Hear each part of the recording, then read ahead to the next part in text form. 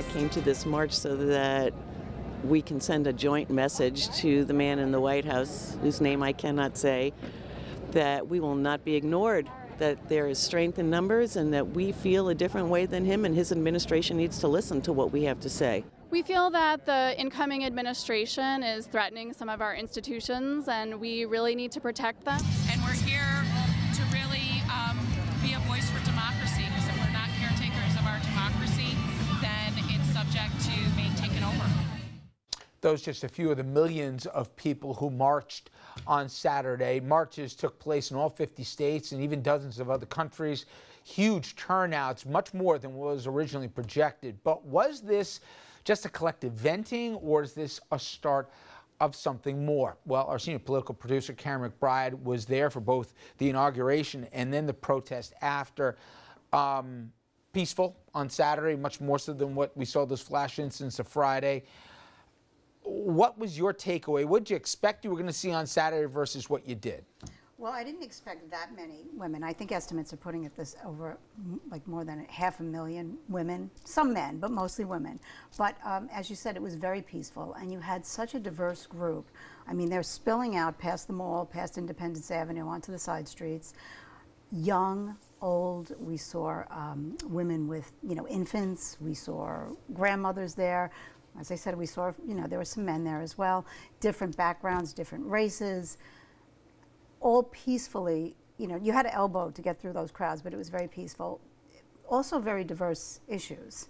The most notable was reproductive rights, but there was also immigration, there was LGBT, there was Black Lives Matter, there was refugees, there was climate change. And I think we were thinking with all of those different issues that the message could get diluted, but the one thread that ran through every single person there was just dissent and a clear dislike of our new president.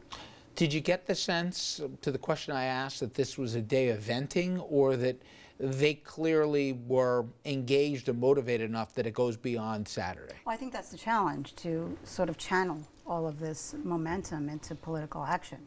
And I mean, obviously there's so many grassroots movements. And there were some follow-up meetings after that that I've read about and I've seen from Planned Parenthood and also the organizers of this event themselves, like where do we go from here? And I think that's what it's going to be. And certainly there's been a call to join with groups and to look at the midterm elections, which, seem like they're around the corner, and maybe support those progressive candidates, and certainly in some of the swing states. You would think, Jeannie, the fastest way, if they were going to be motivated, would be if social issues were re-engaged. And we've already seen in certain states here, both LGBT rights in Texas, for example, whether or not a benefit should be extended to same-sex couples, talking about abortion restrictions going on in certain other states here. I would just say, if you were the Trump administration, there's enough going on with trade deals, economic issues. Why voluntarily go into this? But you're going to have a Supreme Court nominee that's going to be put up in the next week and a half, and front and center, Roe v. Wade and a lot of critical social hot-button issues are going to be front and center. You get the idea that it won't be too hard to motivate this population just by the political calendar, if nothing else. Absolutely. And what is astounding is that nobody except Donald Trump could have galvanized this force. So in a very odd way, had Hillary Clinton won, we would see nothing of this kind, and you would not see this force coming together, raising money, organizing. We heard Michael Moore and others calling for people to run for office at the state and local level, which is where the Democrats are suffering terribly, much more than at the federal level. All of this because Donald Trump. So something like the Supreme Court pick, if he was smart about it and if he was strategic about it, he might go with a Merrick Garland type, somebody who most conservatives actually respect and like, but who is not going to come across as somebody that would galvanize the left together. And instead we don't know, that he is going to be making a much more conservative pick. And that is the very type of thing that will bring people out in full forces. You know who's got to be very happy today? People like Mayor Bill de Blasio. He was going to have a very difficult re-election, and now it looks like all you hear him talking about is running against Donald Trump, and we're going to hear that over and over and over again. This is the worst thing that could have happened to the Republican Party, and the midterms, I think, are going to be very telling, unless Donald Trump, and there's a big question here, unless he acts very differently than he has in the last 48 hours.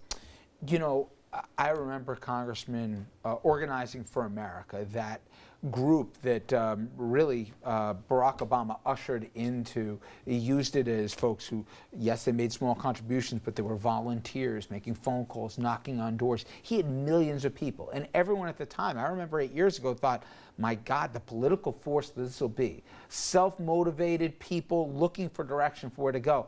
Frankly, it really didn't do a whole lot in 8 years. It was never used as a political tool. People like to be organized, but they don't like being told what to do and what to feel, and I think Karen articulated great. There's so many different issues here. I think short of Donald Trump doing it for them, it's going to be tricky to to get them motivated in a common cause. Well, I think you're right. Historically, this doesn't necessarily translate into votes, and I think they're a little late. The election was in November.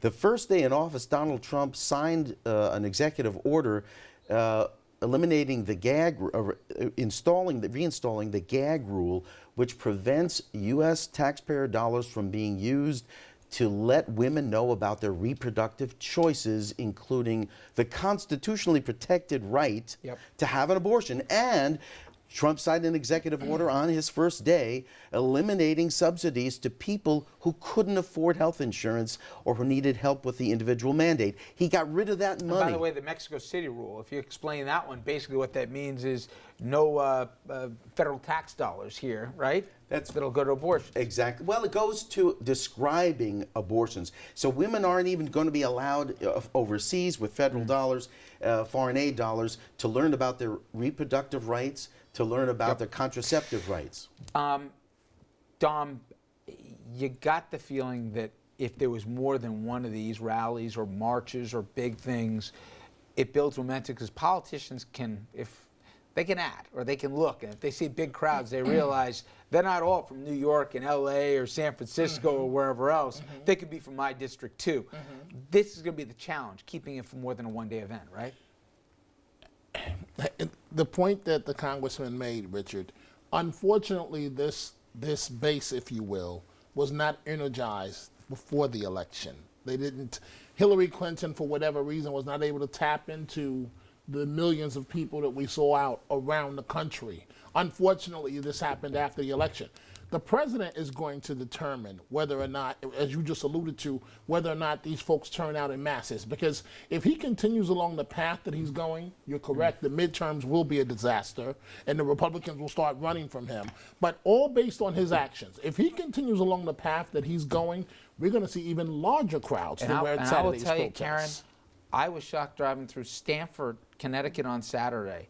And this thing that created organically, right? Because this thing was a mess a week ago. Well, what were they going to do with this? All the different agendas. And people coming out of everywhere for this. If it can be structured, it could be a force, I think, that we underestimate the power of it. And you get the sense after Saturday, people are willing to do another one of these?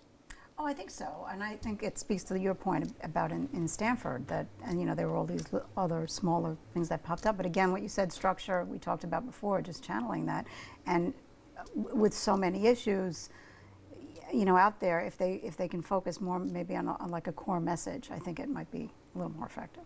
Shall see. But anyway, thank you very much.